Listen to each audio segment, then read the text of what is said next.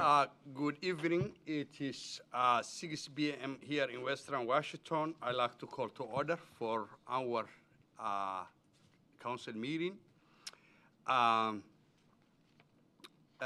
Christina, will you take the roll call, please? Mayor Mohammed Iqbal. Here. Deputy Mayor Iris Guzman. Here. Council members Peter Kwan, I'm here. James Lovell, I'm here. and Joe Vinson. Present. We have excused absent is Councilmember Sanait Nuguse, and unexcused is Councilmember Jake Simpson. Thank you.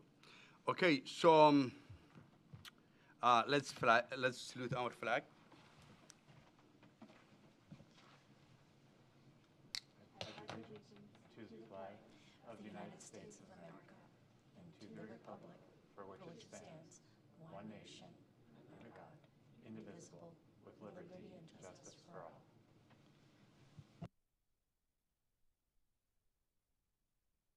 All right, agenda review. An additional topic has been added to the executive session at the end of this meeting to review the performance of public employees. The first item of the agenda will be public comments, and we do have one in-person public comments, and that is Dr. Clark from Safe Homes International. Next 3 minutes is all yours, Mr. Clark. Are you here? Yes. So if you can come to the microphone here.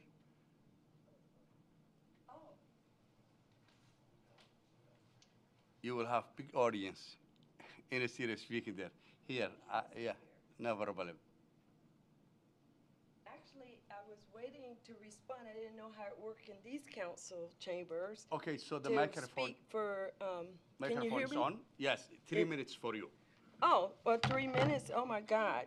So I rise in support of presentation of the council confirmation of a mayoral appointment, specifically Alana Kearney to the Community Services Advisory Committee.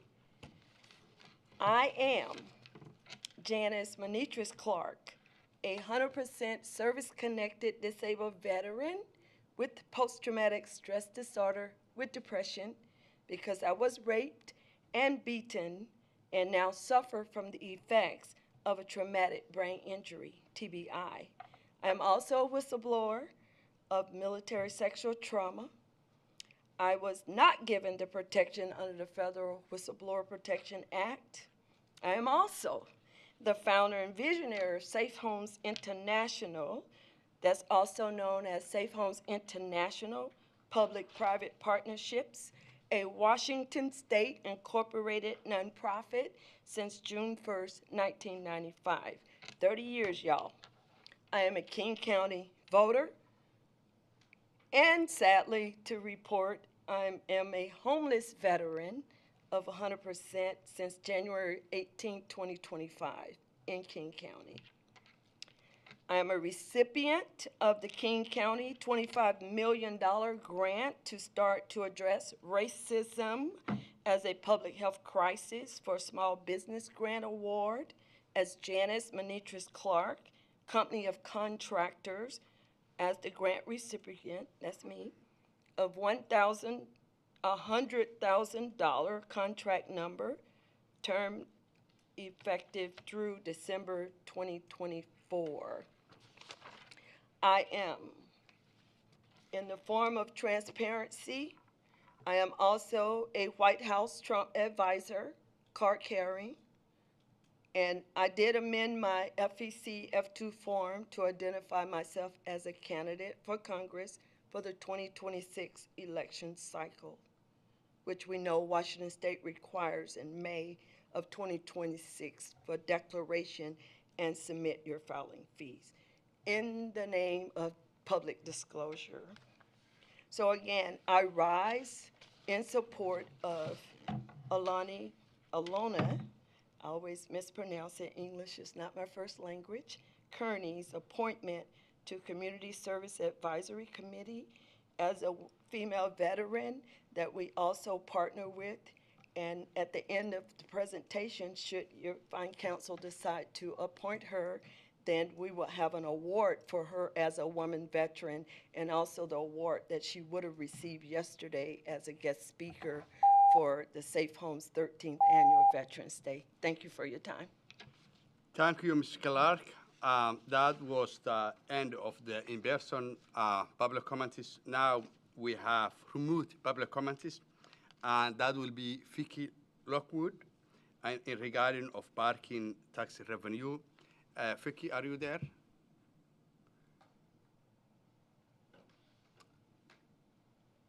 Okay. So I showed her on and I just allowed her to talk. Please. But she's not unmuting. I'm not sure what's happening. Okay. And I cannot unmute her, so. Okay. All right. Okay. So I will ask it if Ms. Lockwood can submit in writing, so we can make part of the record. Thank you very much. That will be end of the public comments. All right. The next item will be council confirmation of mayoral appointment of Isabella Kerner to the Arts, Culture, and Library Advisory Committee, and Andrew Erwin and Alina Kearney to the Community Advisory Committee. Do I have a motion to appoint? So moved. Second? Second. Okay. We have. Second. Okay, so those who are in favor say aye. Aye. Aye. Aye. Aye. Okay.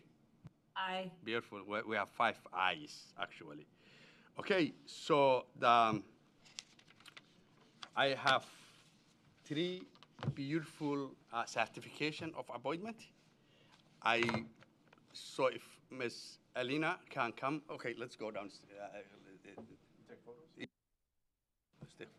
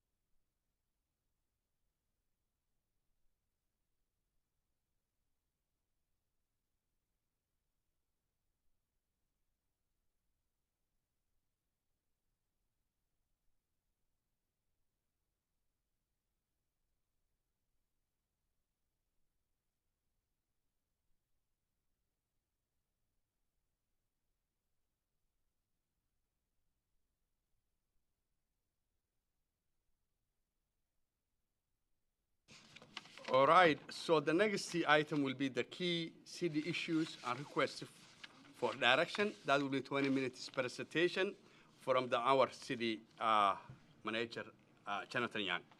Thank you, Mayor, City Council. While our slide deck is being teed up for Cindy's, would be great. Okay. While our slide deck is being pulled up, I do have two quick matters that I'd like to discuss. First, on the topic of our budget conversation, we had a council study session earlier today. One of the topics that was raised was the fact that despite our revenue forecast looking generally favorable, we do still have a fiscal deficit. I discussed during the council study session that if it would be the pleasure of the council, earlier this year we identified a range of revenue tools that still exist for us to deploy.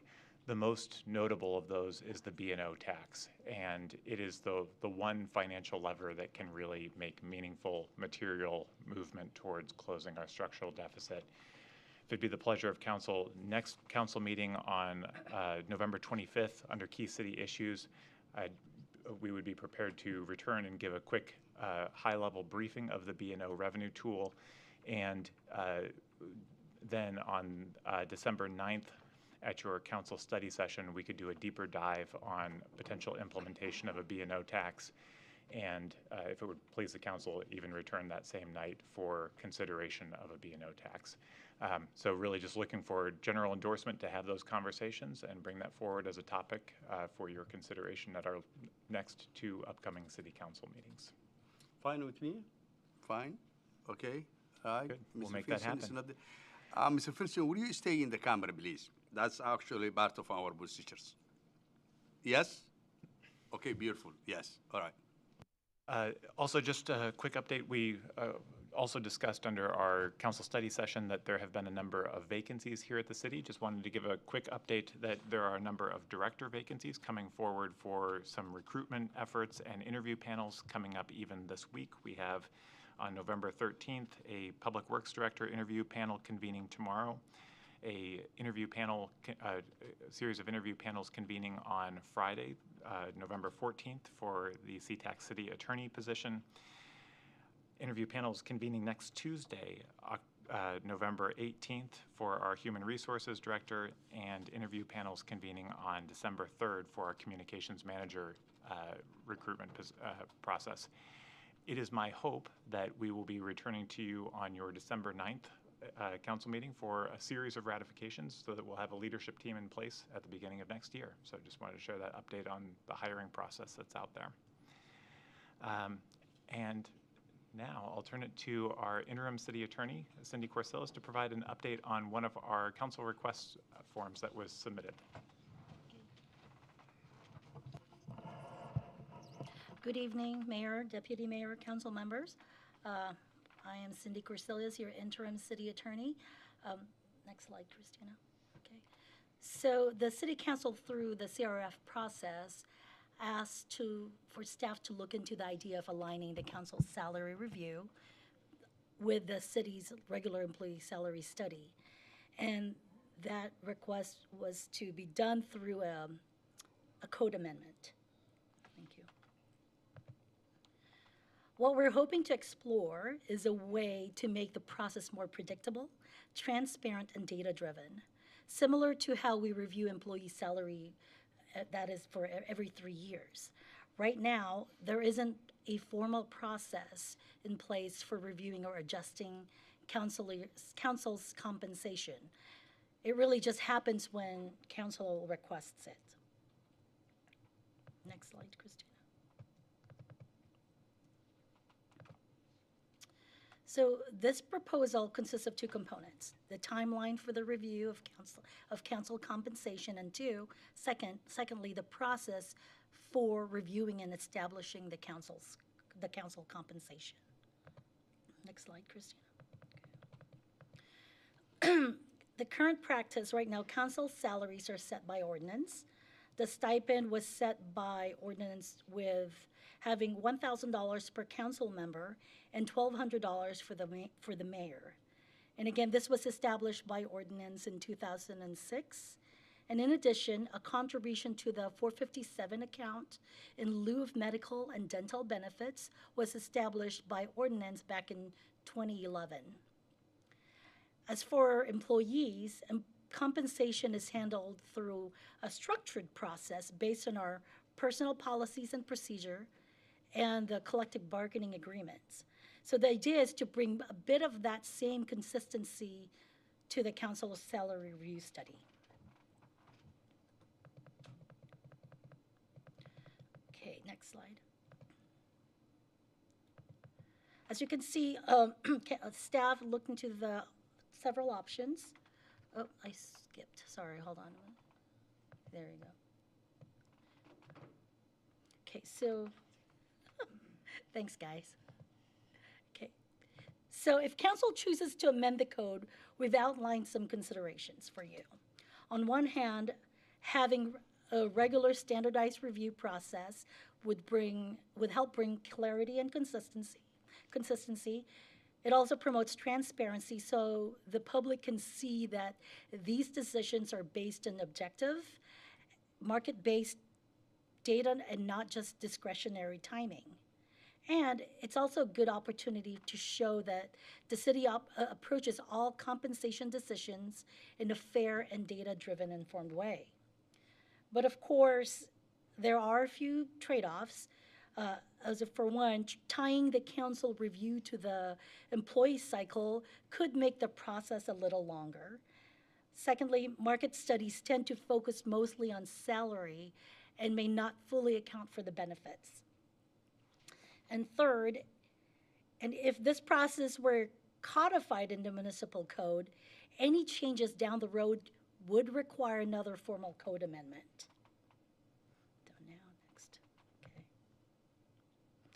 So as you can see, there are three options that staff have looked into for your consideration. Option one, so you can just take no action and keep things as they are right now. Or option two, amend the city code to establish a required review process, which is every 3 years in conjunction with the salary study for our staff. Or the third option is to adopt a policy-based approach where we include the review in the council policy or budget process rather than in the code. I'd like to note that this is going to be every 2 years. The council financial policies is reviewed every 2 years. And out of the three options, as you could see that I starred the third one as a matter of recommendation. Next slide, Christina, please.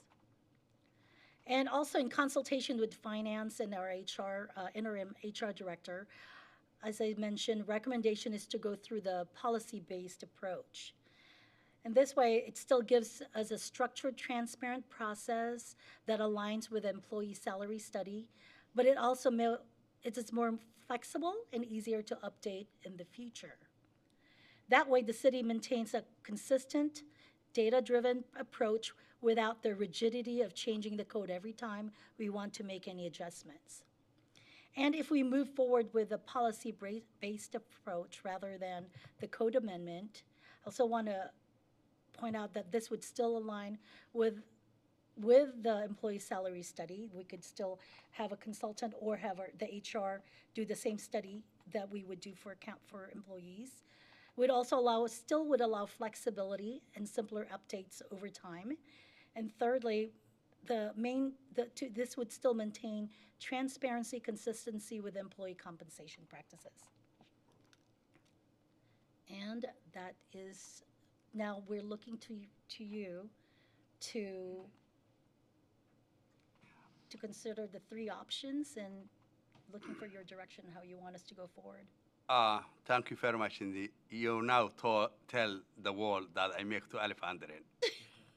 Well, This was public service to me always. Okay, so we have two options. Mr. Kwan, I will start to you. 1, 2, or 3. I don't have a preference between 2 or 3. I'm okay with either 2 or 3. Actually, I'm okay with all of them, really. I don't have a preference. Thanks. Okay, Mr. Lavelle. Yeah, I mean, it wasn't something I felt strongly about when I saw it on the agenda. I agree, actually, kind of the same as Councilmember Kwan, 2 or 3, just make it a regular thing. I don't think it's going to be changing every 2 or 3 years necessarily, but I think if there's anything in the city, any of our money that we spend, it's a good policy to have a regular check-in that it's at the right amount, right? And review and benchmark and you can find almost all this information for any city in the matter of seconds, if not minutes. If it takes you a few extra clicks, I'm surprised. So I don't think it's all that much to actually set aside to follow the staff recommendation. I think makes sense to me. So I'm not super partial. 2 or 3 makes sense as a policy, and number 3 makes the most sense because that's also what staff prefer. Mr. Vincent, actually, I should start from you actually from the beginning. Okay, you submitted this CFR, right? Okay, so Mr. Vincent. Yeah, thank you, Mr. Mayor, and thank you to the previous speakers. I am in support of option 3. I'm happy to support our staff. And I do want to provide a little bit of context of, what drove me to, submit this process, or the CRF, if you will, is that, I learned that in order for the city council to ensure that it's compensated appropriately, that they had to initiate that process themselves. So I wanted a better governance model, something that would remove the perception of self-interest. We discussed this at the A&F committee a while ago, and staff did a great job of providing some options there. We could have implemented a salary commission, but at the end of the day, I will trust the staff and their recommendation, and that's going with option 3 here. Thank you. Deputy Mayor. I was part of this original discussion through A&F, and I was not a big fan of it, but I have no, I don't know what expression to use. That's not going to be a horrible one, but I have no, I will go with option 3 if that's what the staff recommends. That's what I'm going to say. Beautiful, thank you. Option 3. Thank you. Thank you, Mayor. Council, that's the direction we were seeking. So we now have a path forward that we can put into action. I'd like to turn to a second CRF that was included in your weekend update email last. Go ahead. Okay. Go ahead. We had a second CRF that we wanted to cover tonight, really as a corollary to our work on the Civic Campus project.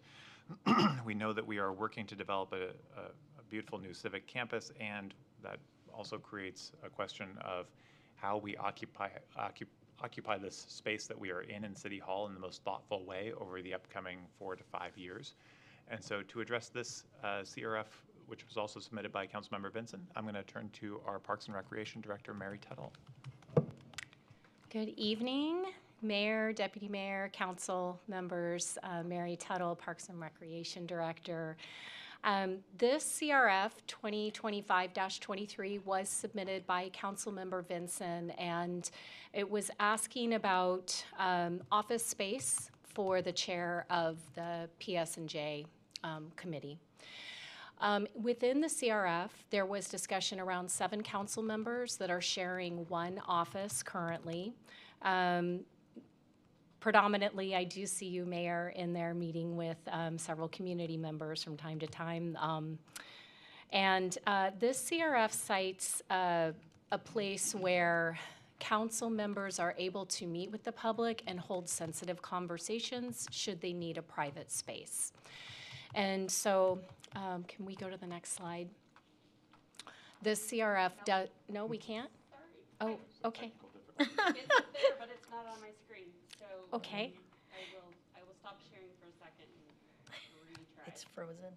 If you were to see the next slide, and when you do see it, It was really good, too. you will notice that this CRF is aligned with building effective and accountable government. So I think when Councilmember Vinson submitted it, he was thinking about meeting with community, making sure that the chairs of the various committees, as well as council members could go ahead and have a place to meet with community and interface with them. So next slide. So there's a range of options which council could direct staff toward. The first one is to just maintain the status quo. The kind of drawback to that one is that right now we don't have very good data in terms of utilization of space. So there is not a calendar option. There's no way for us to track this in a formal way. So we don't actually know what either the usage is in relation to the available hours or if there is a conflict of use. So we started thinking about how could we do that? How could we get that data? Well, a really pretty simple way to do it would be to just add a calendar option for the current council office. That would assist with the scheduling. It would allow for us to be able to see what is the utilization of the space, and it would also allow us to maybe explore in a more data-driven way options 3 and 4. Option 3, though, we started thinking further about this and realized that we do have some offices because of the staff job function where some staff are teleworking a couple of days a week, and those offices would also be potential for placing a calendar request, hold on there on days of the week in which those staff are not occupying the offices.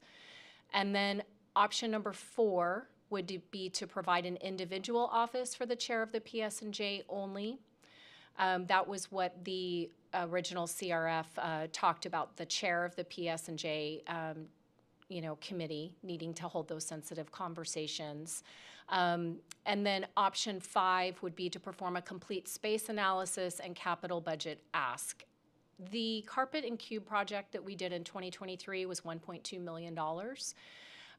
If we were to think about space analysis and reconfiguring within the building here, knowing that we have the civic campus that is going to be hopefully opening in 29 or 30, if we were to do a complete space analysis of the building and every office space and have to have any sort of reconfiguring, it could result in a capital ask. And some of our capital projects, such as the SeaTac Community Center and maintenance facility, are not currently funded. They don't have available funding options.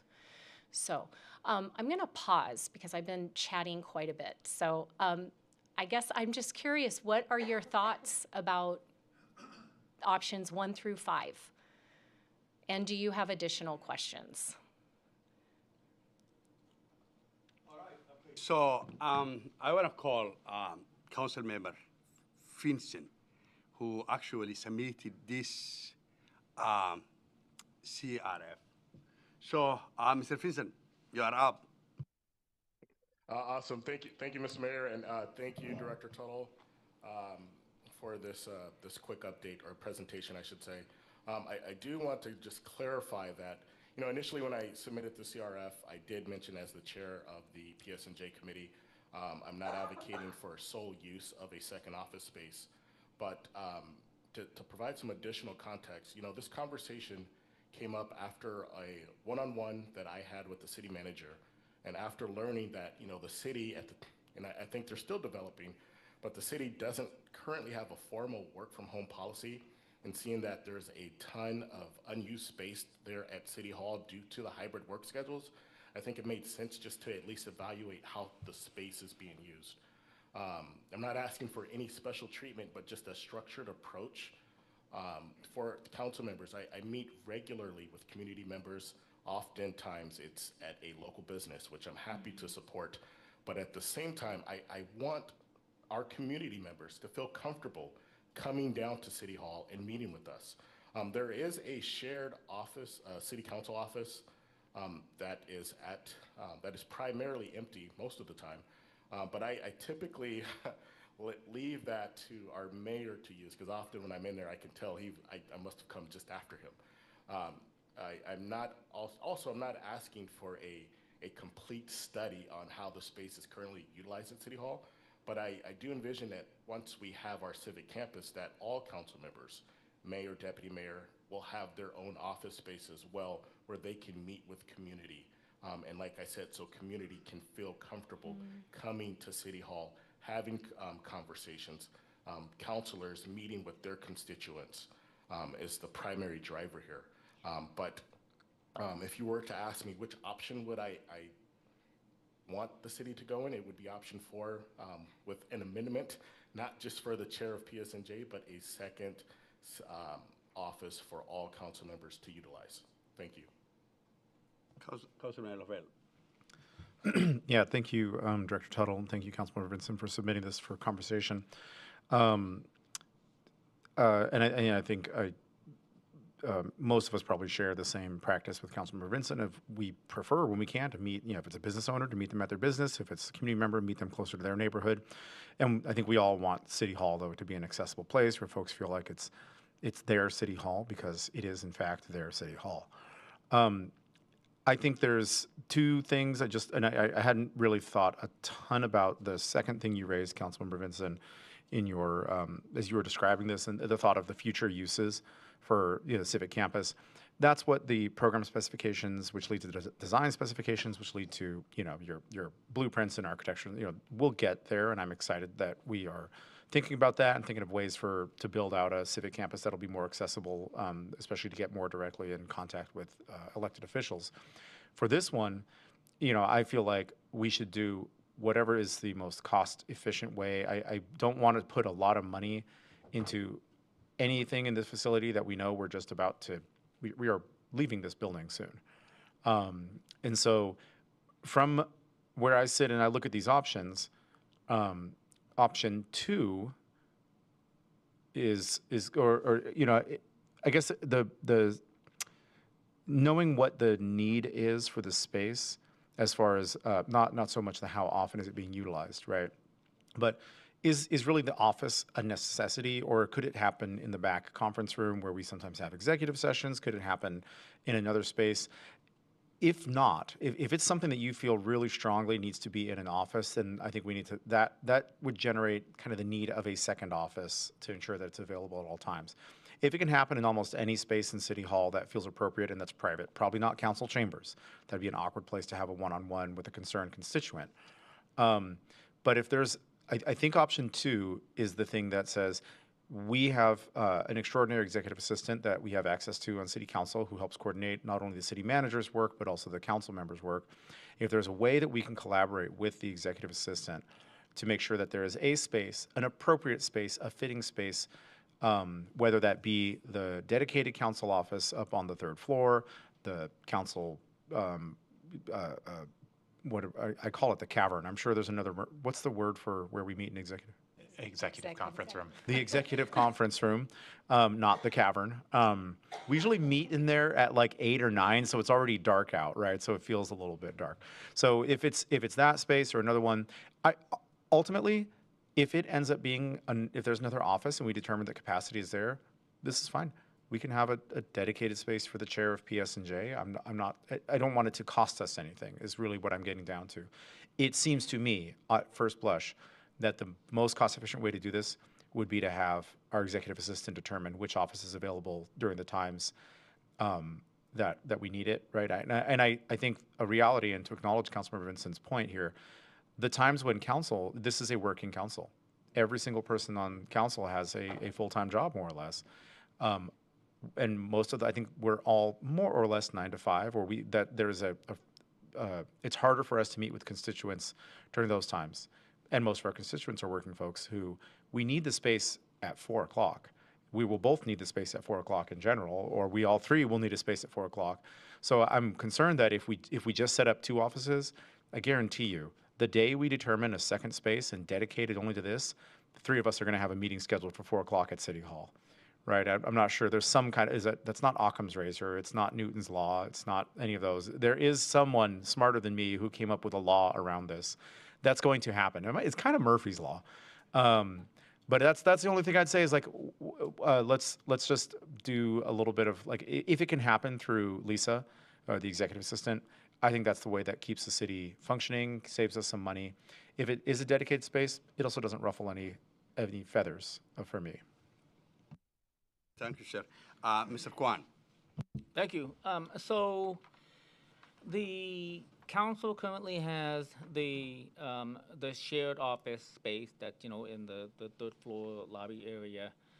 Before that, we used to have a shared office space that was a couple of doors down. But, the whole time I've ever been here, over the last 10 years, we've always had one shared office that any council member can utilize specifically to meet with constituents or whatever. And that has been, in my mind, that's been working okay. Most of the time, that office is empty anyway.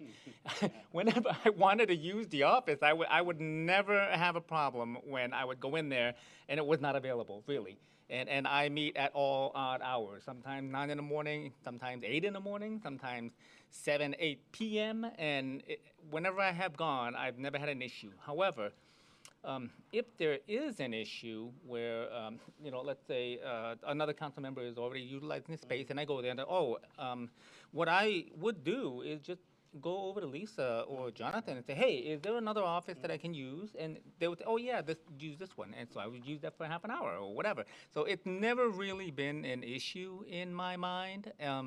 Number one, to continue with the current shared office space. But if we wanted to be more I guess, involved with meeting with community members at City Hall, which I think is good, actually.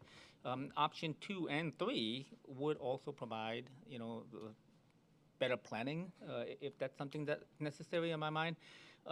So coming from the corporate world, a lot of, well, at least in the IT world, and I'm sure it's happening in many different private sectors. A lot of organizations have really downsized their office space because of remote work, and they have shifted to shared offices where, just like option 2 or 3, they can schedule a time when they want to come in or whatnot. And it's not even a single office, it's the entire floor. So you just pick whichever one's available if necessary. So with that in mind, and seeing as none of us really keep regular office hours, it's not like we're there Monday through Friday, 9 to 5 every day or whatever. Office space costs money. Unused space even costs money, even if it's not being used. So I'm in favor of the most cost-efficient way. I agree with James, Councilmember Lovell,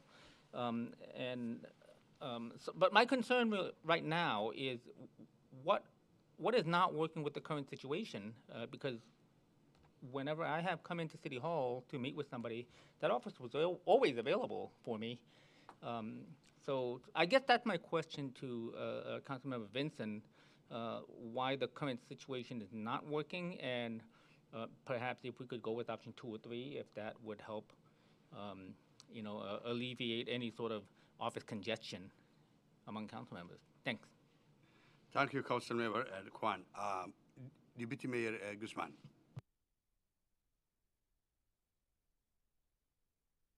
Yeah, I just want to say, kind of to what Councilmember Kwan's saying, just because it doesn't impact you doesn't mean it doesn't matter. And so I do feel that Councilmember Vincent, if he feels that he has had situations come up, whether it impacts me personally or not, shouldn't be relevant.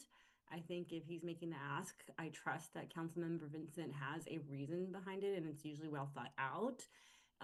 From what I've seen in this past year, he's not someone who wants to waste taxpayers' time, money, etc. So I'm really confused on that argument that, well, it doesn't impact me, therefore I don't get it.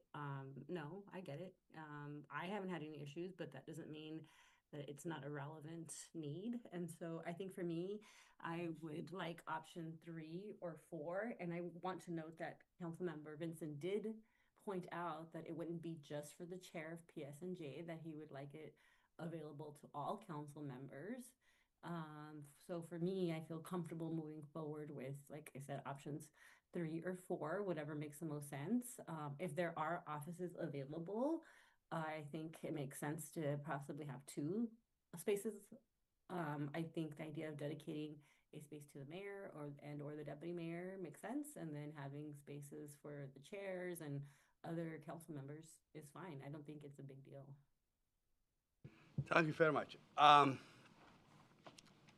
remember when I became the mayor, I was walking around in the city hall, and one of the senior staff members told me that, oh, we have the mayor, because I assume that not many council members actually came city hall every day. I came sometimes in the city hall because I have to come, when I'm interviewing commission members and that kind of stuff, and meeting the city manager. I never had problem finding space. Actually, I never came to the city hall when other council members are in the council members office. It's empty. Actually, sometimes I came Fridays and I came following Thursday, and no one used it actually. I don't think it's necessary. I don't know what's special about the BSNJ chair. I mean, what about the BED? What about the, I think there's always space. If one of the council members wanna use in the council member, we can come to the executive house. We can go to the Rainier. There is plenty of space. Anyone, you can come 3 p.m. or you come 7 p.m. I never seen. So I will support number 2 to add the current council office to assist scheduling. I came Fridays and very few other days, and there's plenty of time. If someone want to move my day, I will move if they prefer that day.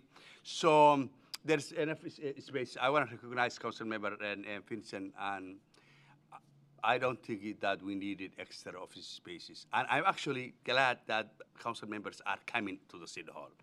As Mr. Lavelle said, this is working council.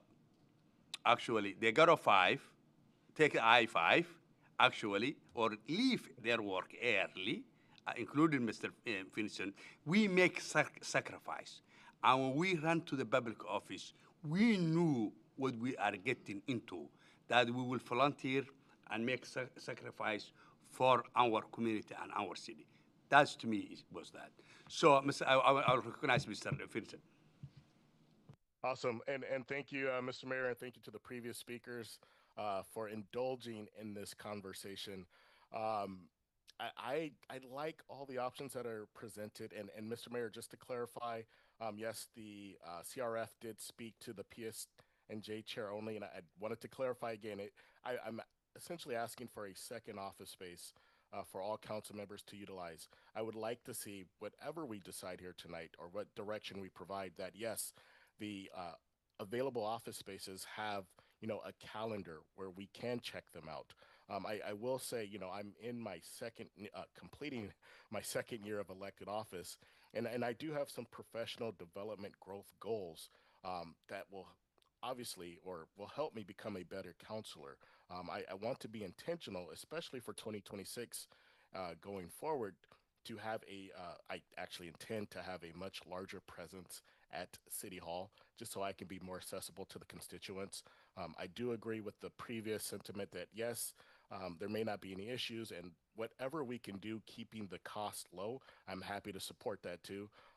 Mr. Mayor, yes, you are correct that yes, you are the primary user of the vacant office space, and if that's what we do happen to stick with tonight, you and I may have to arm wrestle over the space, but I'm happy to concede to you whenever you need it. And once again, I just want to thank my colleagues for having this discussion. So in terms, thank you, Mr. Vincent. So in terms of consensus, what number 1, 2, 3, 4, 5? Let's take number. I would say number 2. 2, okay. 2, okay. So 3 2 is, 4 2 is, Mr. Vincent, 5 2 is. And you can have my time there, Fridays. Just kidding, I'm giving a hard time. Okay, so that will be number 2, just to help us to schedule our that space Yeah, thank you very much. Mayor, City Council, thank you for that direction. Absolutely. That's exactly what we needed to know to move forward. A quick clarification, just in case my conversation with Councilmember Vinson left any misconceptions. The city does have a citywide telework policy. All employees who are teleworking sign an agreement. Also, it leaves to department directors the flexibility to schedule telework time in a manner that's consistent with the operational needs of their department. In general, the city allows telework about 1 to 2 days per week upon, dependent on position and need. We will, of course, be mindful of making sure that we're using the space within City Hall in a way that's thoughtful and intentional, and also hear the direction that really we should also be looking at cost as a driver to this, knowing that we are short-term occupants of this building. So that was exactly the direction we needed from you. The last really quick just observation, we do have one vacancy on our senior citizen advisory committee. That's just a shout out to our community members who may be looking for an opportunity to get involved. The deadline for applications are due on Friday, December 5th by 5 p.m. by contacting our city clerk. And just a note that we have an upcoming community resource fair this Friday, November 14th at the Sea-Tac Community Center. Notably, Secretary of Health Dennis Worsham is scheduled to attend the event and is expected to be promoting the event on Como News this week. So just for awareness that that's going on and that it may be receiving a little bit more airtime than normal. Those are all the updates I have for you. Thank you. Beautiful, thank you very much. I would like to recognize Council Member Lavelle, who would like to make motion. Yeah, actually, I'm kind of looking towards our parliamentarian. I think we've been joined by someone who was just appointed to one of our committees, but I don't know if maybe she arrived late and missed a chance to get a photo. Did you want, we can do a photo and a handoff of the certificate? But I think I might have to make a motion to come out of order for that. Am I out of order, Christina? Once again? We're still under presentation, so we're fine if we want to. Is that, would you like to come up for? Yeah, let's go ahead. So I think this is Miss Isabel Kerner, and I think it's the Human Services Advisor? No. What is it? She's going to go to the ACLAC. The ACLAC. This is for the ACLAC, which Arts, Culture, and Library Committee.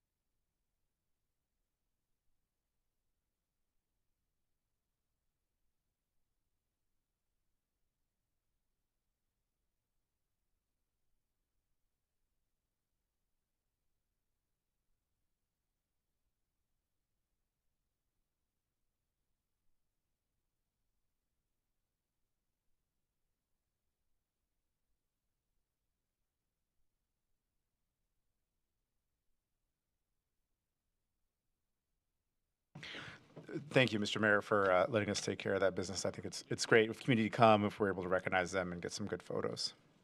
Beautiful. Thank you very much, Mr. Lavelle. Okay, the next item will be the consent agenda.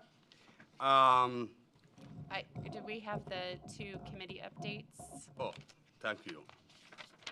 All right, so committee updates, we have 2 committee updates. One will be BS&J and one will be BED. Mr. Fiston, you are up in BS&J. Thank you, Mr. Mayor. Give me just a moment to pull up my notes. All right, I will circle back on Mr. Lavelle, BED. Yeah, thank you. We had our PED meeting. Actually, this was a special Planning and Economic Development Committee meeting, and we held it on November 6th, whereas typically I believe it is the 3rd Thursday of the month, and this one we had on the 1st Thursday of the month. And that's because we reviewed the bullpen property. Also, I want to thank Mayor Egal for chairing the meeting for me. I was in attendance of the meeting, but I was in a environment where there's a lot of noise behind me, and it felt like it would be a little awkward to chair. So thank you, Mayor Egal. Also, thank you, Councilman Brinson, for jumping on and ensuring that we had quorum to be able to conduct the important business. But it was to review the purchase and sale agreement for the bullpen property. As folks know, this is a property on 200th and IB International Boulevard. I think it may qualify as a distressed property. It has let's see, it's been closed down, burned down, partially fallen over. And despite all that, we reviewed many things, and we are pursuing it because we know that it's a bit of a blight on the scene, but more importantly, it's at a crucial intersection in the city, not just for the city of SeaTac long term, historically, but especially as we look to the future and we look to the conversation we had during study session around our upcoming civic campus project. This is we still know there is more to know about this property before we buy it. We have said at PED, probably at council, we've probably said it in 6 or 7 different settings at different times that even if this property has some issues with it, we actually might still pursue it, even if there are a few lingering issues, because it is that critical of a place. It's right by a light rail station. It's right at the heart of where we expect our civic campus to not only start, but grow out into. So we are pursuing this with all due diligence we can. I also want to thank Director Maxim and Economic Development Manager Yeremia for presenting the information and proceeding with it. But that was the only thing. I also want to just say thank you to Director Maxim because I was anticipating a little bit of a tough situation for me with chairing the meeting. I asked if they could even keep the presentation shorter than 45 minutes. And I think we got out of there in a clean 30, something like that. Even with technical issues on my side, starting the meeting 10 minutes late, we still ended early. So there's a whole lot of grace from folks shown to the one-time delinquent PED chair. I look forward to bringing that property into the city fold and watching as it grows and continues to be a part of the city center. I believe that we won't be closing on this until probably the new year. I'm looking for a nod. Yep, until the first quarter of the new year, assuming all of the environmental assessment work goes as planned. That's it for me. Thank you. Beautiful. Thank you very much. Councilmember Finson. Yeah, yes, thank you, Mr. Mayor. So last week, Public Safety and Justice Committee had a special PSNJ meeting on November 6th. We discussed the following topics: the parking ecosystem and enforcement. Captain Morris presented an overview of the city's parking enforcement program and staffing. The city of SeaTac currently has 2 parking enforcement officers who provide 7-day-a-week coverage, working 10-hour shifts. We do have 2 traffic deputies that also assist during peak hours. Captain Morris did note that there's a need for 1 to 2 additional deputies just to improve coverage. Top violations in the city of SeaTac include vehicles blocking fire lanes, registration that's expired in excess of 45 days, and abandoned vehicles. An interesting fun fact is that roughly 75% of citations are paid on time, with the remaining going to collections. The discussions primarily focused on expired tab enforcement, rideshare vehicles in residential zones, tow authorization authority. We've asked staff to gather some comparative ordinances and some additional data to ensure that they have the tools necessary to do their job. At the same time, we are doing what we can to preserve our limited parking supply here in the city of SeaTac. The next item we discussed were pursuit-related incidents that happened within the city of SeaTac. Chief Smithmeyer reported that there have been 25 vehicle pursuits in the city of SeaTac over the last 2 years, and described the criteria that officers use to decide whether to pursue or not. The committee did discuss balancing, public safety with liability risk and potential policy updates to reduce the danger or hazards to residents and to property.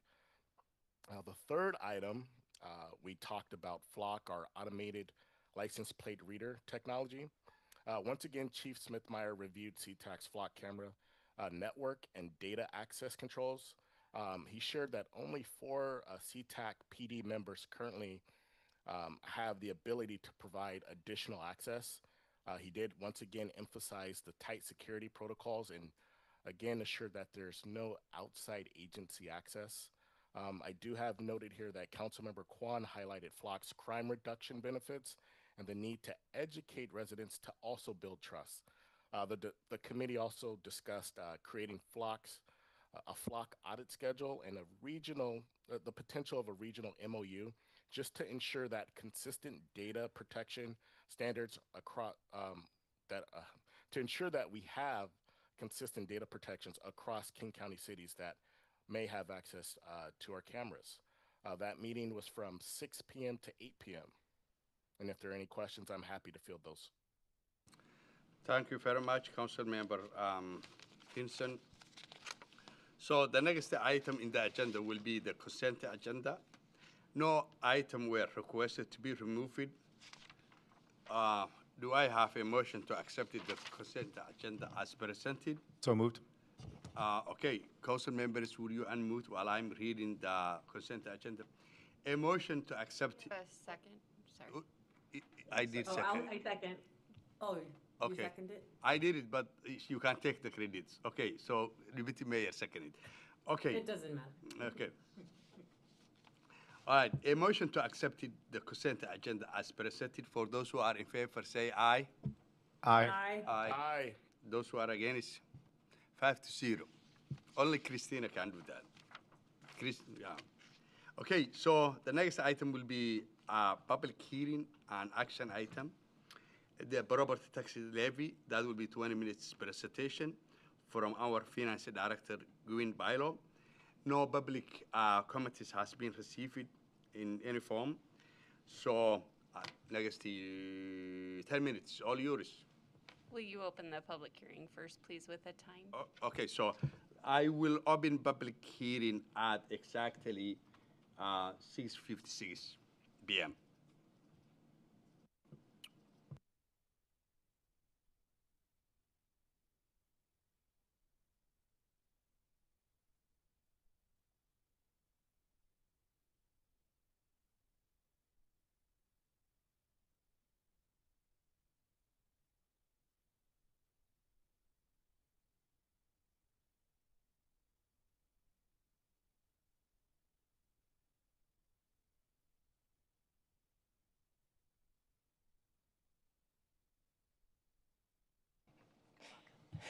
Thank you, Mayor, Deputy Mayor, and council members.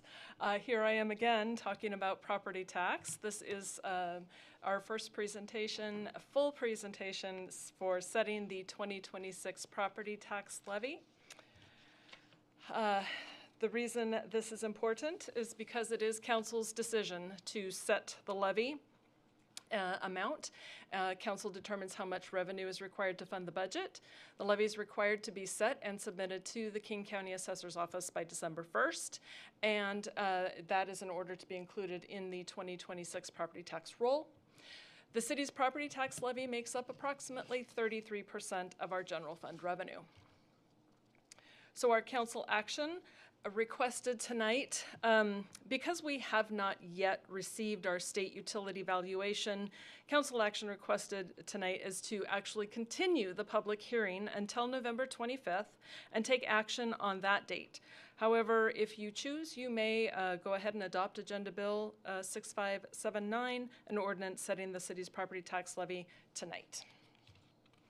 So this slide will look very familiar to some of you, as we just discussed them, but I believe that it's important for those who may be just joining us that we cover all of this information. There is value in it for some people. So, for the purpose of our discussion here tonight, there are three main components to property tax: the levy, the assessed valuation, and the levy rate. Council establishes the amount that's required to fund the budget, and that is known as the levy. King County provides our property tax values or assessed valuation, and the levy rate is determined by dividing the levy by the assessed valuation. And that calculation is done by King County once all the final numbers have been provided. The levy can be increased by the lesser of the IPD, implicit price deflator, or the 101% limit factor. 2025's IPD was 1.244%, 1.0244%. However, council financial policies further limit an increase to the levy if the general fund reserves are met, which they are. And then we are required to have a public hearing, which is scheduled tonight. So, taking the estimates provided by King County and putting them into our teeter-totter of property tax decision-making, we see the base of the teeter-totter is the policy decision. Since the reserve policy is being met, it's the policy of the council not to increase the levy. Therefore, the levy is set at 0% increase over the 2025 levy, which was $19.4 million. Then we add new construction in the amount of $229,000 and any refunds in the amount of $52,000 for a total amount of $19.7 million. On the left of the teeter-totter, you will see the city's assessed valuation without state utilities, currently estimated at $6.4 billion. And this results in a levy rate on the right side of the teeter-totter of about $3.08 per 1,000 of assessed valuation. Now, adding to the estimates, last year's state utility valuation, you will see that the AV increases to about $9.08 billion and results in a levy rate of about $2.17 per 1,000 of assessed valuation. Now, these are only estimates. I don't know what the state utilities are going to come back at, and we won't know the true levy rate until King County and the state provide us with our final assessed valuation numbers. So this slide compares the impacts of the council policy and a home with a median value of $575,000 will see a savings of about $677 from what the council could levy if we levied our allowable amount versus what our policy states we will levy.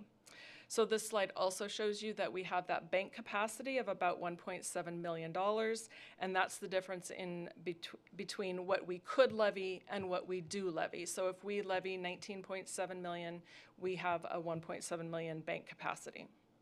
I've also included limitations of being able to assess that bank capacity in the future.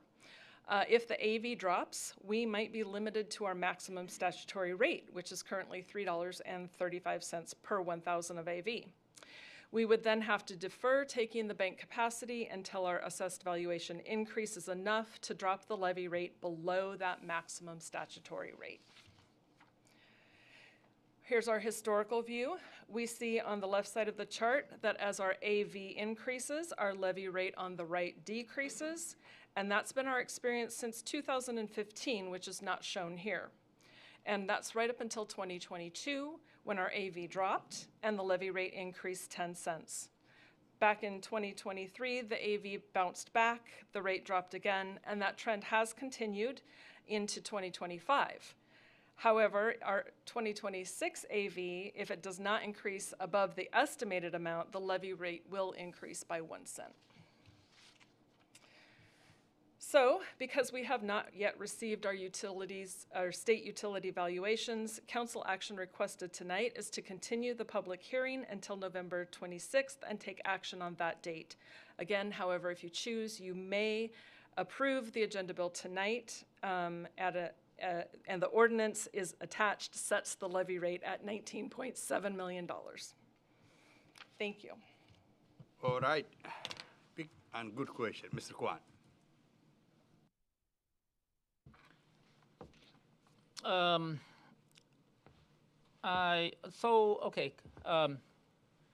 Looking at the historical view, it looks like every year since 2017, or whatever is available on that chart so far, it looks like the only year the assessed valuation went down was in between 2021 to 2022. Correct? Okay. So when the assessed valuation goes up, is it correct to say that the city ends up collecting more property tax? No. Okay, If the assessed valuation goes up, generally the levy rate will go down. It is the council's decision to determine how much we do levy, and that then would depend on how, that would speak to how much money we get. So Right. whatever you choose, that's what we get. It's just that dollar per 1,000. okay. So along that line of thought, when you look at the levy since 2017, it looks like it has consistently increased every year. That is correct. Okay. Without the council changing or increasing the levy rate, according to council policy. The levy rate isn't set by the council. The levy is set by the council. Correct, the And so levy. since your policy says that you will not increase the levy unless we are below our reserve amount. So yes, you have kept the levy steady. We have added any new construction because that is the normal way to do it. Right. And so the council has not increased the levy rate since 2017. Okay. I'm sorry, they haven't counted, I said it wrong. You have not increased the levy since 2017. It's only been increased by construction. And yet the city has collected more property tax revenue. That is correct. Okay. All I want, I just wanted to make that clear. Thanks. Yes. All right, Mr. Robel. I mean, I'm going to support us moving forward with this, but I don't like that we have the council imposed cap on it. I think it limits what we can do as a city. I think there's ways we can protect communities with individuals with fixed incomes, folks who are income burdened. But overall, I think many of the human services, many of the things we try to do as a city are limited because of this council-imposed limit on the levy that we've put in based on our reserves. And I think it's a lot of renters who are still paying this through higher rents from landlords. And ultimately, that's who's having to come to the city for rent support because we're capped every year because we aren't putting more money into human services because we're out of money on everything. So I think there's a longer conversation that'll not be as popular as some of the other exciting things we've been doing, where we can just get rid of. We've been talking about more tools, more revenue tools. And there's ways to put revenue tools in place. I know our our city manager, who probably feels like council manager sometimes, doesn't it? Our city manager spoke earlier about the B&O tax. I think those are good tools to have in place. But like a property tax, it's not just going willy-nilly. There's places where you want to recognize which businesses are going to be hurt in an outsized kind of way, which businesses are already finding workarounds to it, that we need to address those workarounds. Same thing with property tax levy is I think we need to remove the council cap. I think we need to give ourselves the revenue tools to address emerging needs in the city, existing structural needs with our budget. But I think we need to do it in a way that doesn't price out people from living in SeaTac. I know there's, I think as previous speakers was sharing, we haven't done that since I think 2017. Now, if we were meeting all the needs of our city, I would pat ourselves on the back. I don't think we're meeting all the needs of our city. And I think there's a way that we can meet more by addressing this in the future. However, at this time, I don't think that's a position I'm going to push much harder. This is all on record, so folks are welcome to watch it again and make me eat my words later on. But you haven't had a big dinner yet, so I'm happy to eat them anytime you're ready. But looking forward to having further conversations about this probably in the coming year. That's it. Thank you. Thank you very much. Councilman Finzen. Thank you, Mr. Mayor, and thank you to the previous speakers. To me, our financial policies are clear. We only consider a levy increase when our general fund reserves fall below that 4-month target. Right now, those reserves are fully funded. I do share the sentiments of the previous speaker about, well, are we truly meeting the needs of this community? And, you know, we have the ability to, not looking at the slide directly, but I think we have the ability to recover an additional $1.7 million. That's no small amount, but at the same time, I'm thinking about those who would have to pay that. And I think the slide deck mentioned it's an average of what, $675 per household. So just given that, it's a delicate subject for sure, but as of tonight, I'm happy to support the staff's recommendation. I do pride the city of SeaTac on not raising its taxes on its residents, but at the same time, we do have to look for progressive tax revenue opportunities. I just don't believe this should be one of them for the city of SeaTac, considering, you know, the impacts that we have to face, you know, being adjacent to a very busy airport, the busiest in the Northwest. Thank you, Mr. Mayor. Thank you, Mr. Vincent. Deputy Mayor. Yeah, I think I'm kind of on board with the previous speakers. I think having this cap, while maybe when the city was smaller and there was a lot less going on, made sense. But I think as it's growing and expanding, we're trying to really improve the city and make it a destination spot rather than somewhere where you just, you know, land and then you leave, right? I think we have to be much more strategic about it. I do hate the idea of doing this on the back of our residents, because that's usually who ends up having to pay the ultimate price. And at the same time, as a resident, I understand, you know, some of us can pay these increased fees while others cannot. And so just always trying to find that delicate balance, right? And it's not through faults of anyone else. I don't work any harder than a lot of our residents, right? I just happen to have other opportunities and options that allow me to be able to afford this.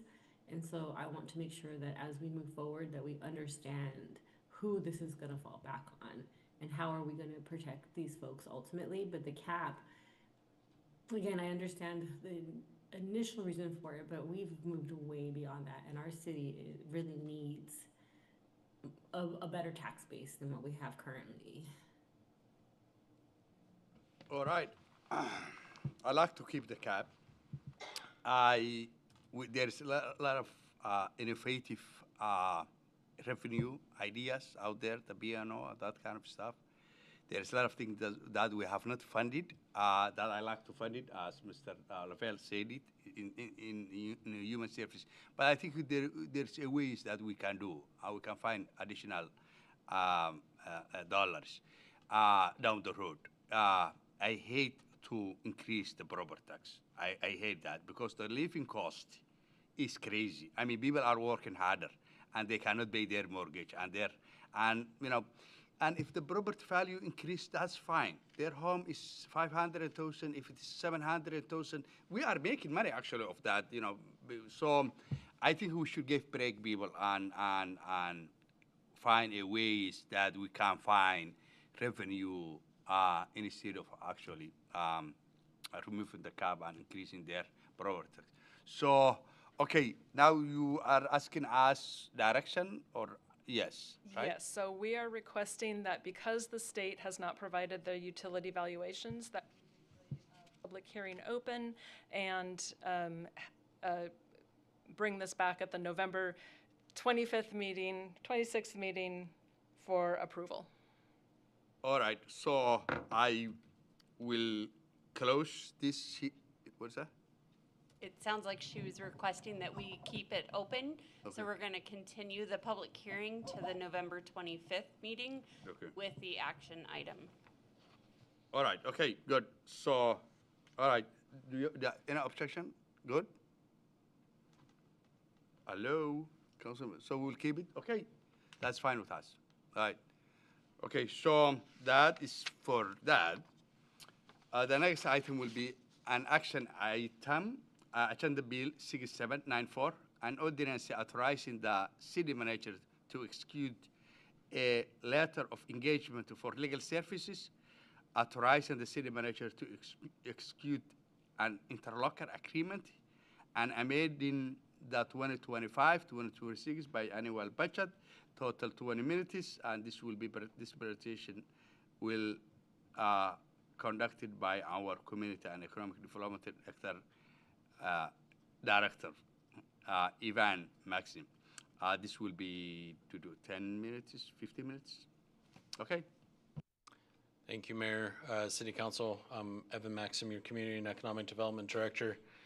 And this item, I'll preface, this was reviewed by the PED committee meeting a little bit earlier this year, back in October.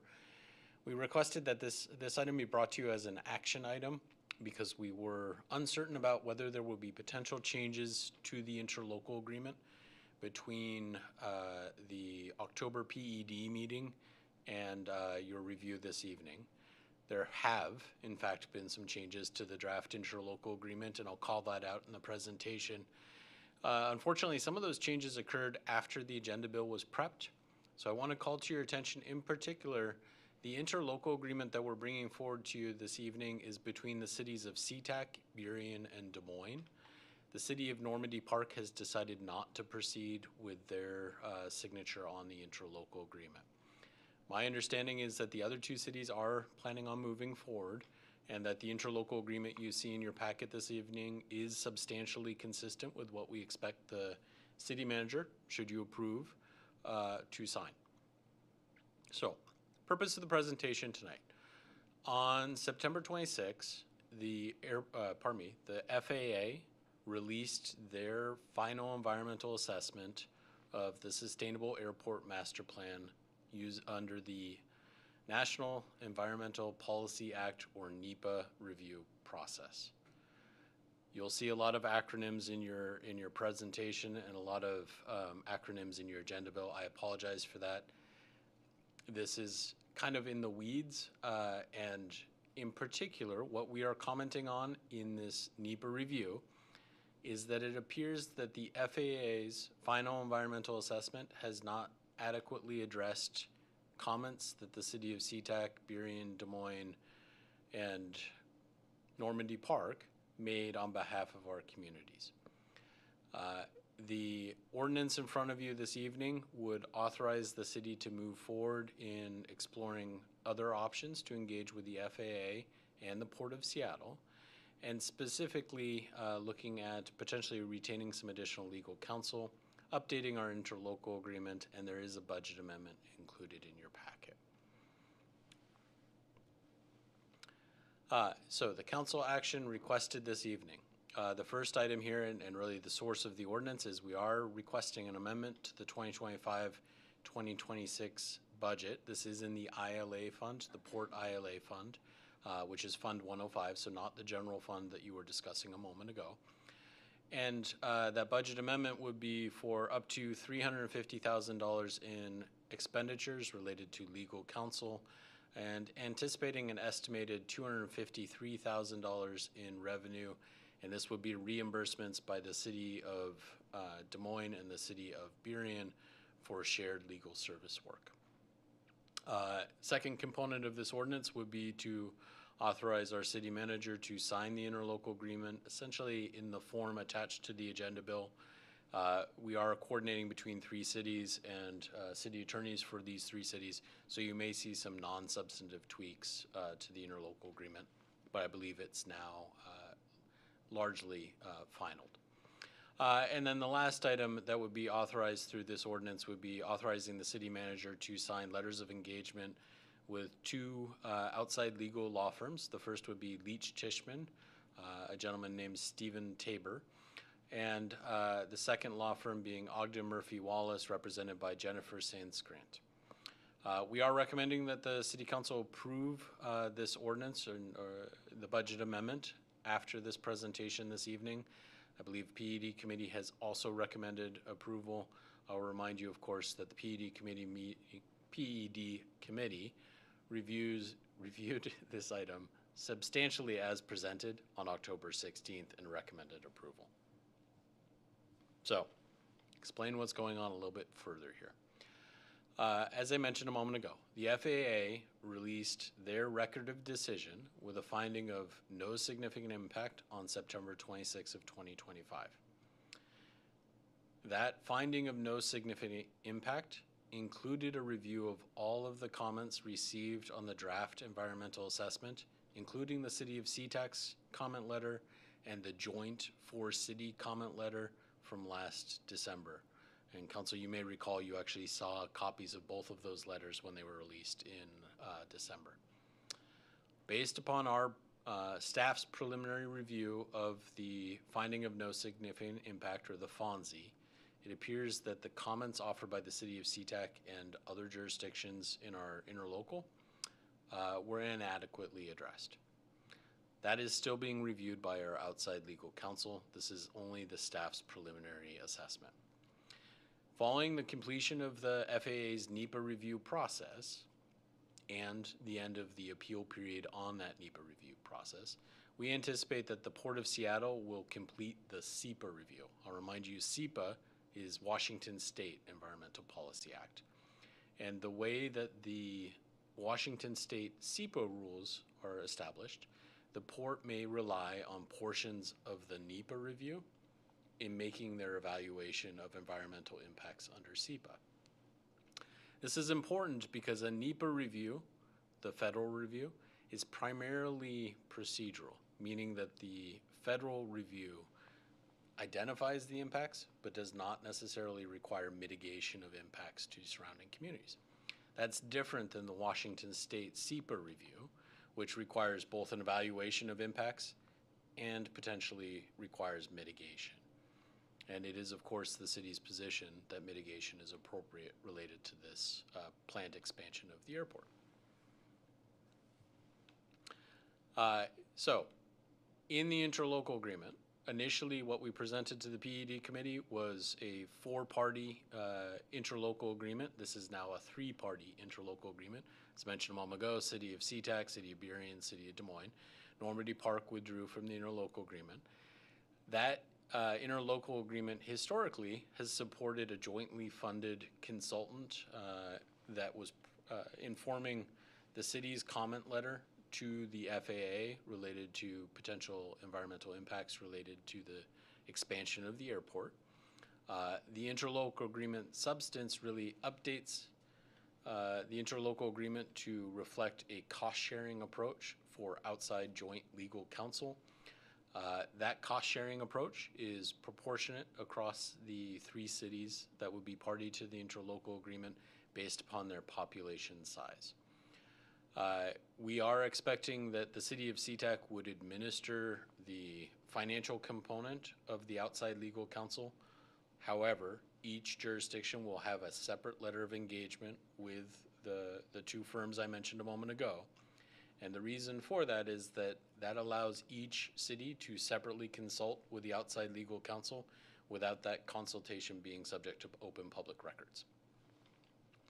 The interlocal agreement does have a provision requiring unanimous support by all three cities if we jointly appeal the FAA NEPA determination or a future SEPA determination by the Port of Seattle. Any city does have the option to withdraw at any time, and as I noted a moment ago, Normandy Park has done so. The City of SeaTac did take the lead in identifying the outside legal counsel both for the NEPA review and for the SEPA review. Leach Tishman or Stephen Tabor, Mr. Stephen Tabor, will be focused primarily on the FAA's NEPA actions. That firm is based out of the state of California, so we are partnering with an in-state firm as well, Ogden Murphy Wallace, which will support both the FAA NEPA appeal, if there were a NEPA appeal filed, and any potential challenge to the port's eventual SEPA review. As I mentioned a moment ago, each city will sign a separate letter of engagement. Those letters of engagement are attached to your council packet. They do include an hourly rate and are the basis for the proposed budget amendment. As I mentioned a moment ago, the budget amendment is focused on the Fund 105 We are looking at a potential expenditure of up to $350,000. We are, the City of SeaTac staff is actually coordinating the invoicing and payments on behalf of the other two jurisdictions. It's our in-kind contribution here. In terms of actual expenditure by the City of SeaTac, when you take into account expected revenues, if the three cities were to expend the full $350,000, the City of SeaTac should expect approximately $253,000 in revenue back from the cities of Burien and the City of Des Moines. We are approximately 28% of the total population between the three cities under 2025 population estimates by the Office of Financial Management. So with that, I am asking you to pass this item this evening, or pardon me, the city is asking you to pass this item this evening. If you have any questions, I'm happy to answer that. Otherwise, I will turn it back to you, Mayor. Any comments, questions? I will start, Councilman Finson. And on this item, can we start with a motion, please? Oh, okay. Can I have a motion? I move that we amend the budget to reflect the changes. Do I have a second? I will second it. Second. All right, okay, so now we have the motion and it's been seconded. So do any question or comments? I will start, Mr. Finson. Can I just make a clarification? So you just mentioned the budget amendment, but there's a lot more. So if we could just say pass Agenda Bill 6794, that would include everything, including the agreements that he has listed in the title. I retract my previous poorly worded motion, and I move that we pass Agenda Bill 6794. And I will second that. Okay, so question and comments. I will start, Mr. Finson. Thank you for clarifying what we're discussing here. You know, I'm supportive of this just because of the decisions and the implications this will have on, you know, our airport communities. I don't have any concerns with this, Director Maxim. I think you did a great job of explaining what to expect. I'm a little saddened to hear that Normandy Park has, you know, made the decision to withdraw, but at the same time, I'm happy that SeaTac is taking lead on this. $350,000 in expenditures with an expectation, or not an expectation, but with an estimated $253,000 in revenues coming back to us, I think is a wise investment for this community. So I am happy to support this. Thank you. Councilman Kwan. Thank you. Do we know why Normandy Park decided to withdraw? I have not heard an official reason, Councilmember Kwan. My understanding anecdotally is that they were uncertain as to the fruitfulness of any potential challenge around either the NEPA review or SEPA review to the city of Normandy Park, but I could be mistaken. Okay. I do know that they are having some budget issues, challenges as well, so maybe that might be related to the decision. So I'll share, you know, my experience with this process. We've gone through this in the past, and so typically the NEPA process, the NEPA review comes first for a major project with the airport, and the authority for the, you know, environmental review and all of that stuff is the FAA itself. And in the past, there has been some findings of no significant impact as well. The city challenged those, and they went back and said, oh, well, okay, yeah, this has some impact potentially. And so that's what NEPA does. But then the SEPA process, which is the state process, is the one that actually determines what is the mitigation that the city will be receiving or the community will be receiving as a result of these impacts. So it's important that we catch this in the NEPA process, in my mind. Also, once it gets past the NEPA process, the SEPA, the authority for the environmental review process for SEPA, the authority is the airport itself. So they're basically just going to be reviewing themselves.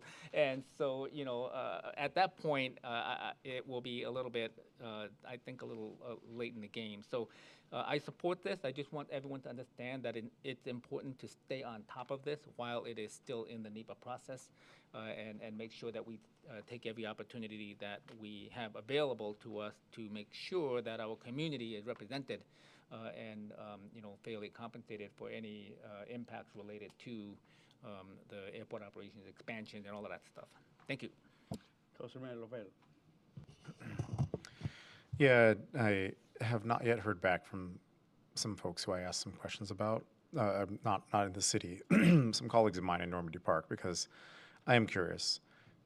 When you do not make your voice heard in this, you are effectively saying that we do not object to any of your plans. This is your time to speak up and say you have an objection. Whether you believe it will be successful or not, this is how you preserve your options for future actions. And so I am surprised. I understand budget constraints. So I'm withholding disappointment until I have enough information to assure that it is in fact disappointment. I know this was brought up in a couple of other cities, and the other cities that have this on their city council agendas have made note. One of them, even I think the meeting occurred between the time when Normandy Park had made their decision and when that meeting, and the meeting still proceeded as though it was a 4-city agreement. Right, the conversation was that fresh. The nature of our complaints, maybe you can correct me if I'm wrong, Director Maxim. The nature of our complaints are not, we think there will be this really bad impact at International Boulevard and 200th, or that we think there will be some really funky impact to McMicken Heights. It's of a much larger scale than that, right? We say that there were issues that will affect the entire region, and that we previously 4, now 3 cities are willing to bear the burden of this cost to ensure that the entire region, right, which has a diffuse impact as opposed to a specific, precise impact on one neighborhood in one city. We're willing to bear the burden of this to preserve the rights of our citizens, of our residents, to get the best shake out of this incredible expansion from a very, very well-funded operation at the Port of Seattle. So, barring information that says, this is just tough times, and Normandy Park is doing their best to serve their residents in a tight situation, I will be very disappointed that they're going to get the benefit of the other 3 cities taking this burden and our residents paying for that when, in fact, it wasn't a budgetary decision. I do think sometimes cities have to take on regional expenses, or we have to take on expenses as a city that benefit the entire region. I've always believed that. I've been vocal about that since I ran for office, since I started in office. And so I don't think it's anything. Especially in South King County, our cities are so interwoven, so interlocked. We share a police force to a certain degree with our contract with the KCSO. We share so many things. A school district, right, with Normandy Park, Burien, and Des Moines. So, there are things that we have to do sometimes that we know our residents are going to pay, and we know on the other side it's going to come back in our favor. So I am kind of annoyed, or prepared to be annoyed, but it's probably coming across as annoyed. And I will withhold any further comment on that until I have more information. Overall, even if we had to foot this entire bill, I don't know how we'd afford it, but I still think it's the right thing to do, because we need to hold folks accountable. We need to use every tool we can. This is also one of the reasons why I've spoken with some colleagues about why I think it's so important that City Council is talking to folks in DC so regularly to make sure folks know that this is a major economic driver for our entire region.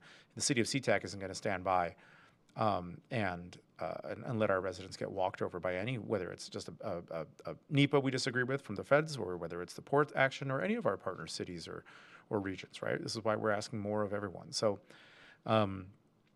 happy that we're proceeding with it. It doesn't increase, they were 1/12 more or less of the cost, I think. So it's not, it would be a bigger impact if either of the other partner cities, one of which is at our size, Des Moines and SeaTac are roughly the same size. Burien is a little bigger, so they would have had 5/12. We would have each had 3/12, and Normandy Park would have been handling the last 1/12 of the cost. We're dividing that cost across 3 cities in a way that follows the original formula, I presume, and so I think I'm okay moving this forward. I just would like a little more information to make sure that all of our partner cities are recognizing we are a region of partnerships. None of this happens in Highline without all 4 cities and King County with White Center. None of this happens with the port without the Joint Advisory Committee and these other partnerships. So there's going to be a little bit of follow-up, I hope.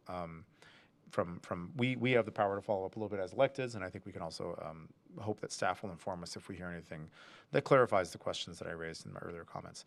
Other than that, fully support it. Let's make sure we're getting the best for our residents. Thank you, Council Member. Deputy Mayor. I say approve it as well. I think it just makes a lot of sense. I am with Councilmember Loveland that these interlocal agreements need to happen. South King County often gets overlooked for a lot of things, and so it's really great when we band together. I really don't. I mean, I'd like to know what happened with Normandy Park, but at the same time, I don't think it matters at this point. We just need to move forward with or without them. The airport is a huge part of all of our communities, even though they're located in between, right smack in the middle of our city. And we need to just really push and benefit a lot more. I was just having this discussion yesterday about that, how I don't feel like we're getting what we could be that could benefit our residents because of not just because of the noise and the air pollution and all of that stuff, but just in general. I think there's so much funding that could be made available. And I think it also just goes to what we were discussing earlier, that we have a lot of expenditures, but we don't have a lot of money, or we don't have I don't want to misstate it, but this could be another way that we can bring funding into our city that we might not be getting currently. That's what I'm going to say. Thank you. I will support 110%. So that will be the end of this discussion and comments.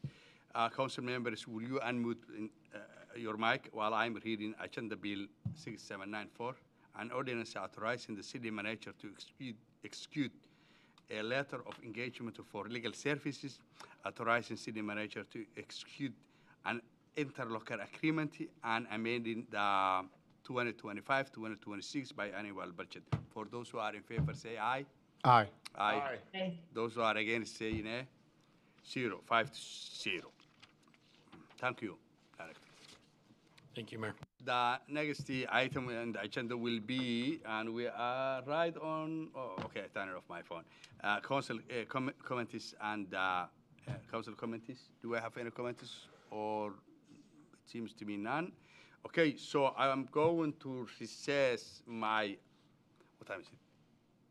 I turned off my telephone. 7:36. I'm going to recess this meeting 7:36. I will recess the meeting to an executive session on petition litigation and to review performance of public employee at 7:36. This will take us will need 45 minutes. No action will be taken after the executive session. Thank you.